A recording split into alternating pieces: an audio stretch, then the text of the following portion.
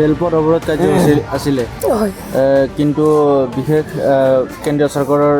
অনুমোদন বা আদেশৰ পাছতে আপোনালোকে 7 দিনৰ সময়ৰ বাবে আজি স্থগিত ৰখা হ'ল কি ক'ব হয় আমাক যিটো আমাৰ ভাৰত চৰকাৰে কৰিছে আমি মানিছোঁ এতিয়া 7 দিনৰ ভিতৰত যদি আমাৰ পিছ এঘাৰৰ বিষয়ে যদি একো মাত নামাতে ইয়াতকৈ ভয়ংকৰ আমি আন্দোলন কৰিম আমাৰ যিটো আমাৰ ৰেলপথ অৱৰোধ এইটো কৰিমে আমি একদম পূৰা অসম স্তব্ধ কৰি দিম এইখিনি ক'ব লাগে আমি এতিয়া এইটো কথা ক'ব বিচাৰিছোঁ যে যিহেতু আমাৰ 3 ডিচেম্বৰ তাৰিখে আমাৰ যিহেতু 100 ঘণ্টীয়া অনশন আছিল সেই অনশনস্থলীত আজি আমাৰ যিটো দেখা গৈছে যে অনশনস্থলীত 100 ঘণ্টা পাৰ হৈ গৈছে কিন্তু এই অনশনস্থলীত চৰকাৰৰ পক্ষৰ পৰা কোনো ধৰণৰ এজন ব্যক্তি অহা নাই আমাক যে সন্মান দিব সেইখিনি আমাক যে আজি অনশনকাৰীক যে এটা সন্মান দিব সেইখিনি ব্যক্তি এতিয়ালৈকে অহা নাই কিন্তু সেই অনশনস্থলীৰ পৰা আমি এটা সিদ্ধান্ত লৈছোঁ যে আজি আমাৰ যিহেতু আমাক সন্মান দিয়া নাই আমি এই অনশনস্থলীৰ পৰা আমি 19 চৰকাৰলৈকে ৰেলপথ মানে কাৰ্যসূচী আমি হাতত লৈছোঁ সেয়েহে আজি আমি এই ৰেলপথ প্ৰগ্ৰাম হাতত লোৱাৰ কাৰণে যিহেতু আমি সিদ্ধান্ত লৈছোঁ কাৰণ যিহেতু বিগত আমাৰ দেখা যায় যে কোচাত দীৰ্ঘদিন ধৰি আমি আন্দোলন কৰি আহিছোঁ আন্দোলন কৰি আমি আমাৰ প্ৰাপ্য অধিকাৰ আমি পোৱা নাই দেখা যায় আমাৰ যিটো কেৰেলৰ আমাৰ অধ্যক্ষ জীৱন সিং ডাঙৰীয়া আৰু লগতে DL ঘোষ ডাঙৰীয়াৰ লগত আমাৰ শান্তি চুক্তি সম্পূৰ্ণ হয় কিন্তু শান্তি চুক্তি সম্পূৰ্ণ হয় কিন্তু শান্তি চুক্তি এতিয়ালৈকে স্বাক্ষৰ হোৱা নাই এতিয়ালৈকে আমাৰ কিয় আজি শান্তি চুক্তি আমাৰ এতিয়ালৈকে স্বাক্ষৰ হোৱা নাই বিগত বহুদিন ধৰি আন্দোলন কৰি আহিছোঁ কিন্তু কোচাত জনগোষ্ঠীক এতিয়া আমাক যেতিয়া অপমান কৰিছে আমাক লজ্জিত কৰিছে আমাক যে ভাগ কৰিছে এইটো চৰকাৰৰ আমাৰ স্পষ্ট কথা কাৰণ আমি এতিয়া বুজাৰ বাকী নাই আমি কিন্তু এতিয়া আজি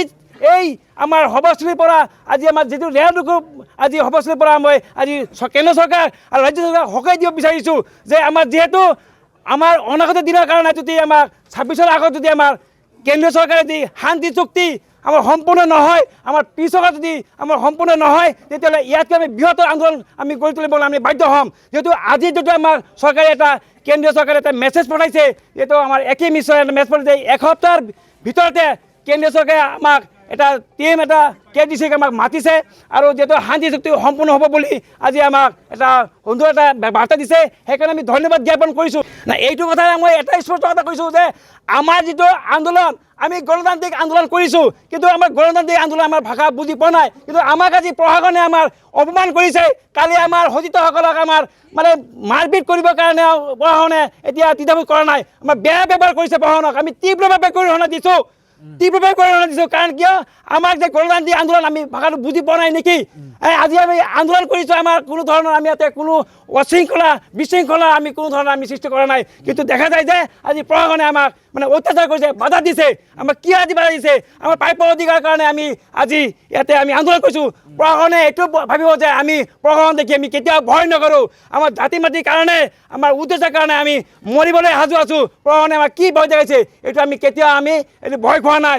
কিন্তু এইটো আমাক অপমান কৰিছে কালি যিটো আমাৰ ঘটনা হৈছে আমাক থানাত নি পেলাই আমাক যিটো চৰম অপমান কৰিছে এইটো আমি লজ্জিত পাইছোঁ আমি অসম চৰকাৰক কেন্দ্ৰীয় চৰকাৰক সকাই দিছোঁ আৰু প্ৰশাসনক মই তীব্ৰভাৱে গৰিহণা দিছোঁ যে অসম চৰকাৰ আপোনালোকে এইখিনি আপোনালোকে নকৰিব আপোনাক এইখিনি কথা বিৰতি ৰাখক অন্যথা আমি কুচাকবুং জাতি আমি হাবুলি বজি নাথাকোঁ আপোনাৰ অপমান সহ্য নকৰোঁ আগৰ দিনৰ কাৰণে আপোনালোকে এই প্ৰত্যুত্তৰ দিবৰ কাৰণে আমি সাজু আছোঁ